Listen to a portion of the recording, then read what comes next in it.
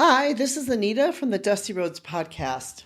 Travel, travel, travel. We all now are itching to travel. We all have travel in our bloods, maybe because so many of us were stuck home during COVID, that now we want to go out and explore and see the world.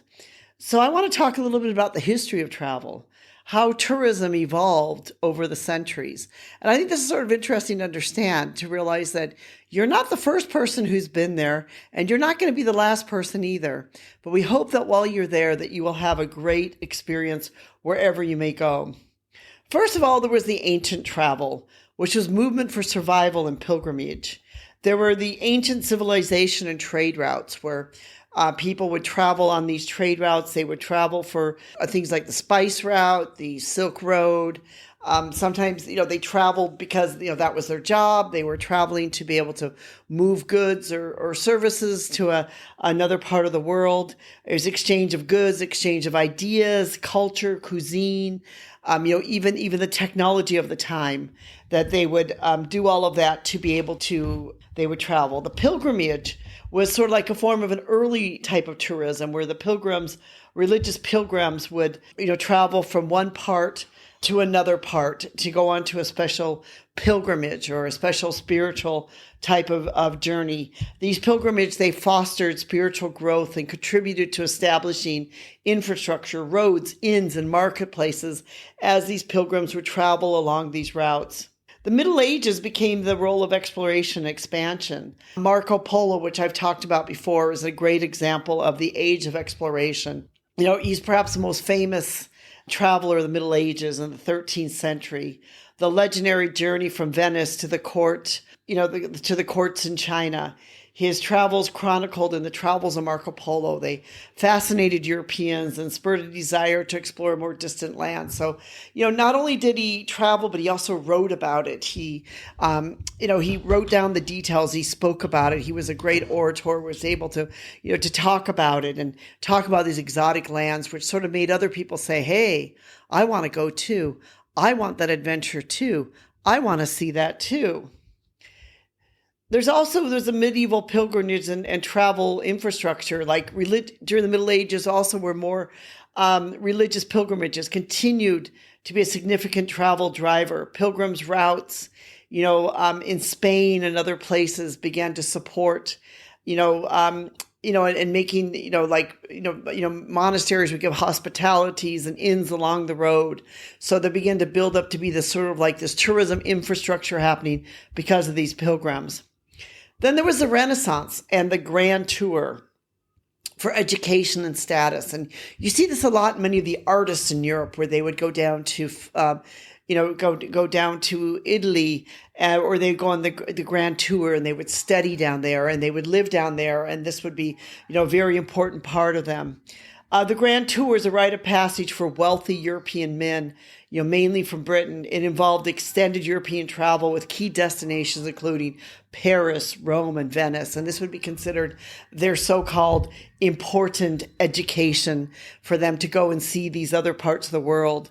It was to complete one's education by exposing the traveler to the classical arts, the culture, the architecture, society, and the customs of other European countries.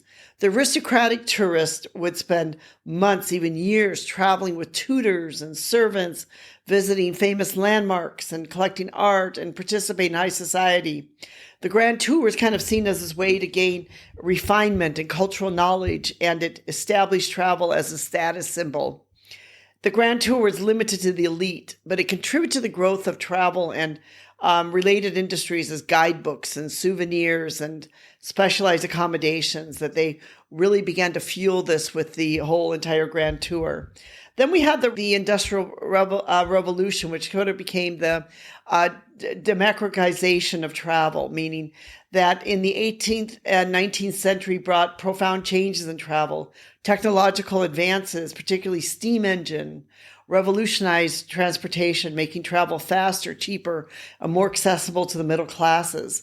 The railroad, the steamships meant that, many different people could explore and travel. That destination that one took, weeks or months to reach by a horse-drawn carriage or a sailing ship were accessible in hours or days. And so steamships reduced the time it took to cross oceans, making international travel more feasible.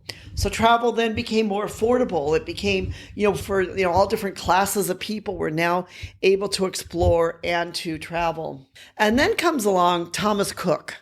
And Thomas Cook is known to be the birth of modern tourism.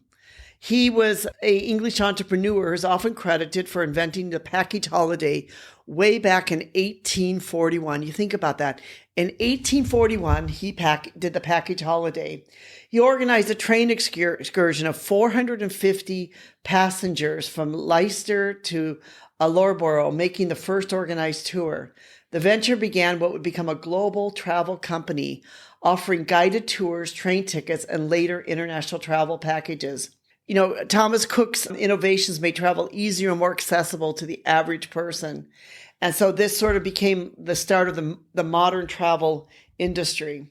And then we go fast forward now to the 20th century, where we have mass tourism and the rise of air travel. That air travel in the jet age made travel even more accessible.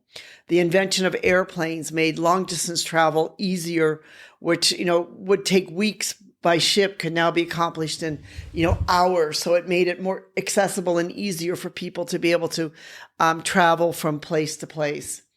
Airlines such as Pan Am and British Airways and Air France opened up new destinations and made once remote parts of the world accessible to the average tourist. Exotic locations like Hawaii, the Caribbean, and Southeast Asia became popular holiday destinations.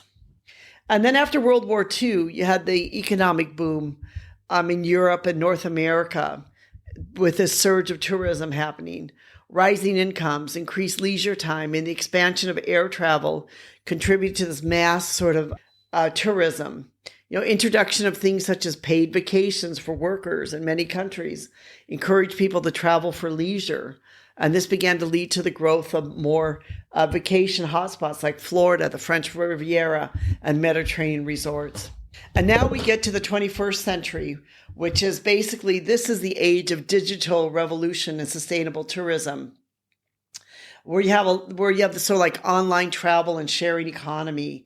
The internet has, transformed how people plan and how they book travel. You have online agencies like Expedia, Bookings.com, Airbnb, and other places they've basically revolutionized travel.